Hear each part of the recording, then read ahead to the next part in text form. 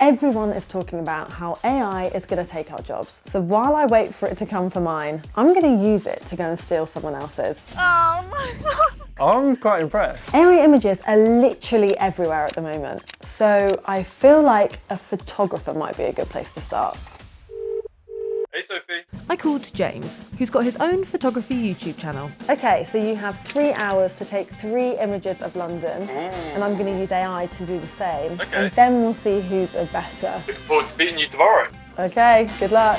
I know nothing about AI. I'm going to need some help. It's quite amazing when you see this thing happening before your eyes. Meet David, an expert in generative AI, and my only hope of winning this challenge. This is Midjourney. This is one of the state-of-the-art text-to-image generation tools available. It's completely free to get started with. We could say something like beautiful landscape. They're pretty good. Right, this is pretty awesome already. I mean, we've spent like 10 seconds doing that. AI image generators are trained on billions of images. They identify the patterns and data in pictures. Then they use all of this data to create an image that fits that description, completely from scratch. So this image here has never been produced before. But time's ticking, so back to Operation Steal James's job. Task 1, a picture of a London bridge in a minimalist style. My head is in overtime, trying to think. I'm going to start, I think, just by putting the exact prompt into Midjourney and just see what it produces. Definitely the coolest bridge in London.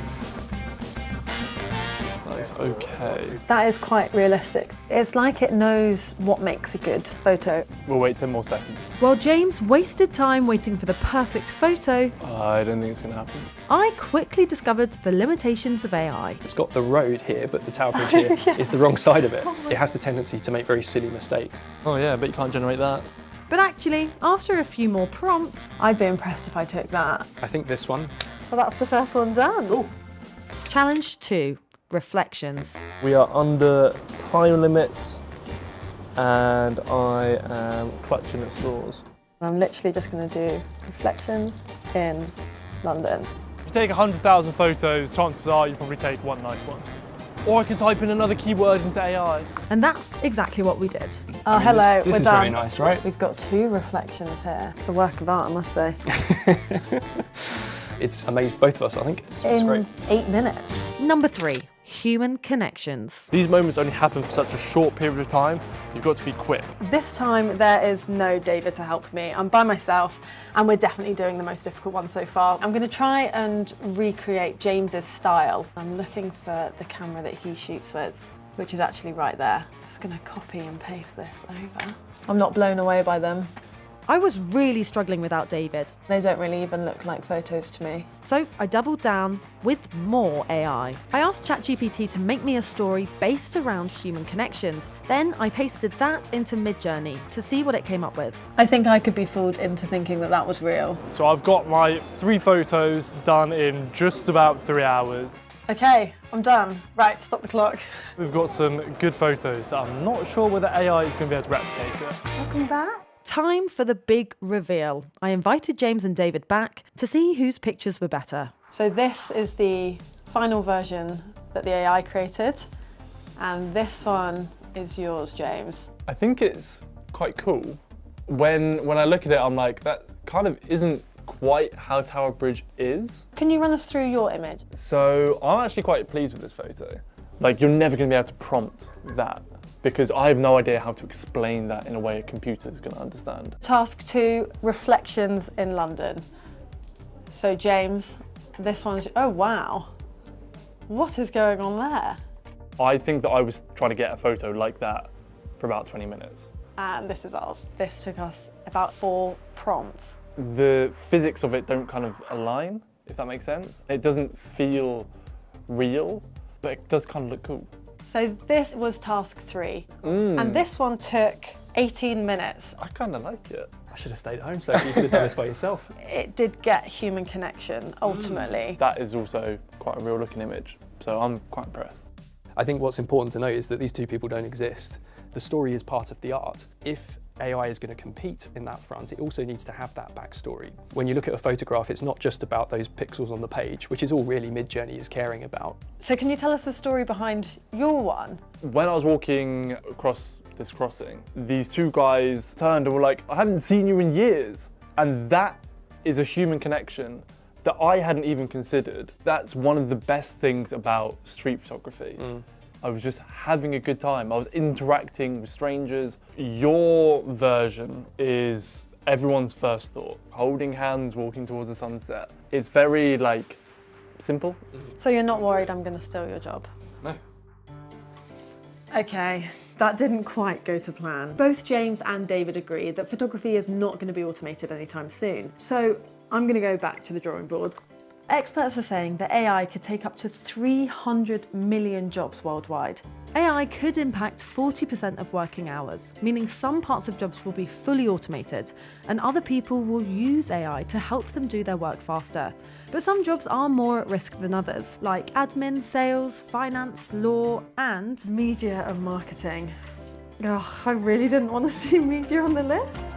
Marketing it is then. with the help of AI, I'm going head to head with a whole marketing team. We've got 2 days to create a smoothie brand's name, slogan, product description, logo, label, and a bus stop ad for it too. How are we feeling? Nervously excited, I'm going with. Good luck. Good luck, but not too much luck. Okay, so I've seen people use ChatGPT as their assistants and even their CEOs. So I guess I'm going to use it as my marketing manager. We talked a little bit this morning about positioning of the brand, where it would sit in the market. It says develop a product line, create unique recipes, establish supplier relationships. Do I actually need to do all of this? I was quickly realising this was a lot, even with the help of AI. I'm feeling pretty stressed out right now. I prefer that orangey colour. There's no mistaking the fact that it's a tropical smoothie. We've got a target audience, over 50s, and we have one ingredient, pineapple, because apparently it's good for digestive health, according to ChatGPT. There was so much more research that I wanted to do, but I needed to hurry up. Troppy Blend, Paradise Sips, Sunsplash, Island Vita. I'm hours into this challenge and I literally haven't even got a name. So far we've had lots of different names explored, loads and loads. We have Solar Blend. That's our name. Not over the moon with it. At least it's ticked off. Day one didn't go very well. The only thing I ticked off was the name. So with the rest of my list looking pretty blank, I had to really knuckle down on day two.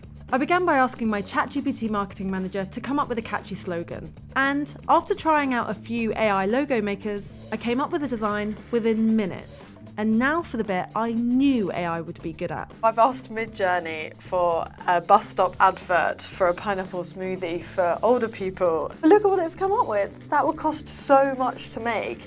A few more tweaks, and the swift removal of a third foot from one of the women in my ad. And before I knew it, my time was up.